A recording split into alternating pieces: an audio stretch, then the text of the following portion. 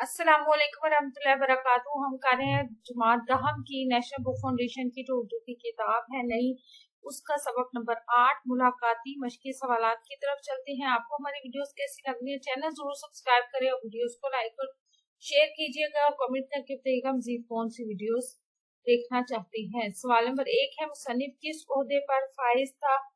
मुसन्निफ जो है वो डिप्टी कमिश्नर के ओहदे पर फाइज था। अगला सवाल है, मुलाकात के लिए रोज कितने लोग आते थे? तो शुरू में मुलाकातियों की तादाद 15-20 के करीब होती थी। 2 महीने के अंदर अंदर इनकी तादाद 100-125 के लगभग पहुंच गई और कुछ अरसे के बाद ऐसा वक्त भी आया कि मुलाकात के रोज मुसन्निफ को 3-3, 4-400 लोगों के साथ मिलना पड़ता था। अगला सवाल है, एक मुलाकाती बुजुर्ग ने मुसन्निफ को क्या नसीहत की? एक मुलाकाती बुजुर्ग ने मुसन्निफ को नसीहत करते हुए कहा कि इंसाफ की रस्सी हाथ से मत छोड़ो, ये बात हरगिज न भूलो कि क़यामत बहुत करीब है और हर शख्स अल्लाह ताला की बारगाह में अपने अमाल का जवाबदा होगा। अगला सवाल है, स्कूल की उस्तानी को अमीर ताजर से क्या खतरा था? स्कूल की उस्तानी को अमीर ताजर से खतरा था कि अगर उसने एक अमीर ताजर की कुंद ज़हन लड़की को अच्छे नंबरों से पास ना किया तो उसे गुंडों के जरिए अगवा कर लिया जाएगा। अगला सवाल है, मलंग से लोग क्यों खौफजदा थे? मलंग से लोग इसलिए खौफजदा थे कि वो एक शैतानी आमिल था और अपनी ख्वाहिशात पूरी ना होने पर साहिल को अपने शैतानी अमल से 1.5-2 माह के लिए मफलूज कर देता था।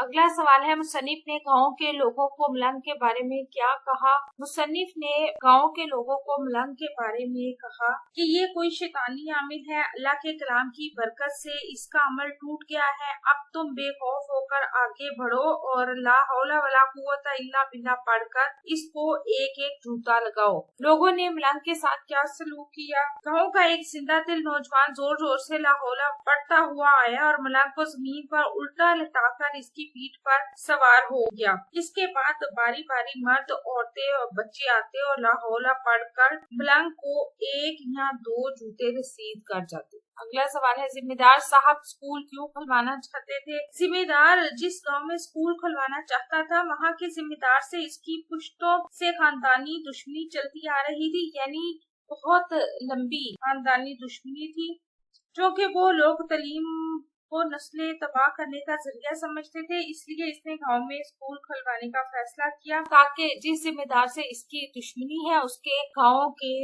लोगों की या उस गांव की नस्लें तबाह की जा सके स्कूल खोलकर। बड़ी जिम्मेदारियों और जागीरों में तालीम को क्या समझा जाता है? बड़ी जिम्मेदारियों और जागीरों में तालीम को सबसे बड़ा और तबाहकुन दुश्मन समझा जाता है। दोनों जिम्मेदारों ने क्यों मुकम्मल कर लिया? अपने गांव को तालीम जैसी खतरनाक वबा से दूर रखने के लिए दोनों ने इसे अपना मुश्तरका फर्ज समझकर मुकम्मल कर लिया। दर्जे झैल अल्फाज के मानी लिखे और जुमले बनाए।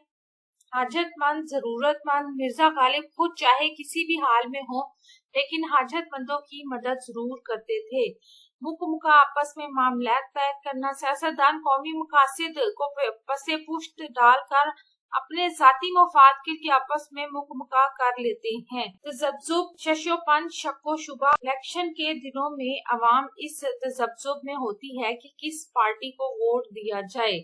सूरत तेजी, शाहिद अफरीदी के आने के बाद रन इतनी सूरत से बनते थे कि पाकिस्तानी टीम की जीत यकीनी हो जाती थी। सफली अमल वो अमल या मंत्र जिसमें खबीस अरवा यानी रूह से मदद ली जाए। किसी पर सफली अमल करना या कराना इस्लाम में हराम है और इसकी सख्ती से ममानत है, लिहाजा हमें ऐसी चीजों से दूर रहना चाहिए। दिए गए जवाबात में से दुरुस्त जवाब की निशानदही करनी है। चाय चूल्हे पर धरी है, क्वाइट की रूह से ये किसकी मिसाल है? ये मजरूफ कहकर ज़र्फ मुराद लेना इसकी मिसाल है। दर्जा झैल में से कौन सी मिसाल कुल कहकर जुज़ मुराद लेना की है?